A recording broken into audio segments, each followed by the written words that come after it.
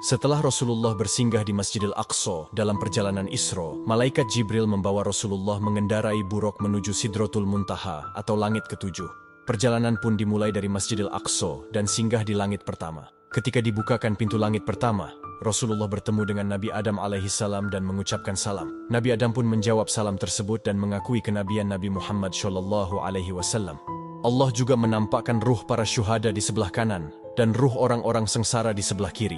Kemudian malaikat Jibril dan Rasulullah melanjutkan perjalanannya dan sampai pada langit kedua.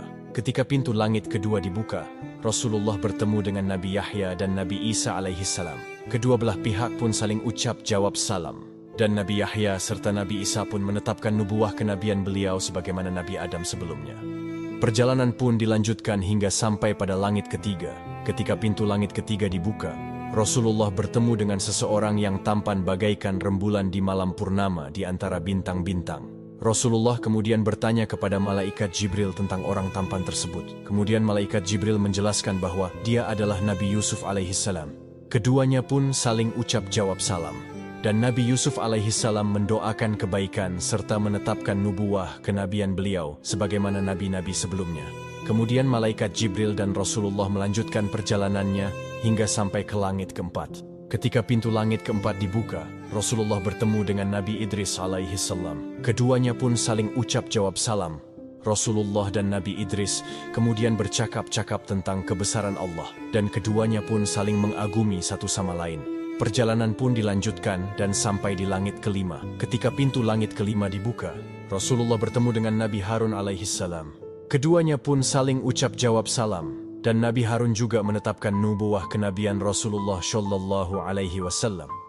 Perjalanan Mi'raj pun dilanjutkan dan sampai di langit keenam. Ketika pintu langit keenam dibuka, Rasulullah bertemu dengan Nabi Musa alaihissalam. Rasulullah melihat Nabi Musa sedang menangis, kemudian bertanya, "Wahai Musa, apa yang membuat engkau menangis?" Kemudian Nabi Musa menjawab, "Aku menangis karena ada orang yang lebih muda diutus setelahku, tetapi umatnya lebih banyak yang masuk surga daripada umatku." Hal itu bukan dikarenakan Nabi Musa iri dengan Nabi Muhammad, melainkan karena merasa menyesal mengapa umatnya dahulu banyak melanggar perintah Allah Subhanahu wa Ta'ala. Lalu kemudian perjalanan Mi'raj pun dilanjutkan menuju langit ketujuh. Ketika pintu langit ketujuh dibuka, Rasulullah bertemu dengan Nabi Ibrahim alaihissalam. Malaikat Jibril kemudian berkata, "Wahai Muhammad, ini adalah ayahmu, ucapkanlah salam kepadanya." Rasulullah kemudian mengucapkan salam kepada Nabi Ibrahim, yang saat itu punggungnya sedang bersandar di Baitul Ma'mur. Nabi Ibrahim kemudian menjawab salam Rasulullah serta menyambut, "Selamat datang anak yang soleh dan Nabi yang soleh." Kemudian Nabi Ibrahim berpesan kepada Nabi Muhammad, "Wahai Muhammad, perintahkanlah kepada umatmu supaya perbanyak menanam pohon surga, karena sesungguhnya tanah surga sangat luas dan subur." Rasulullah kemudian bertanya, "Apakah pohon surga itu?" Pohon surga itu ialah kalimat La haula wala quwata illa billah.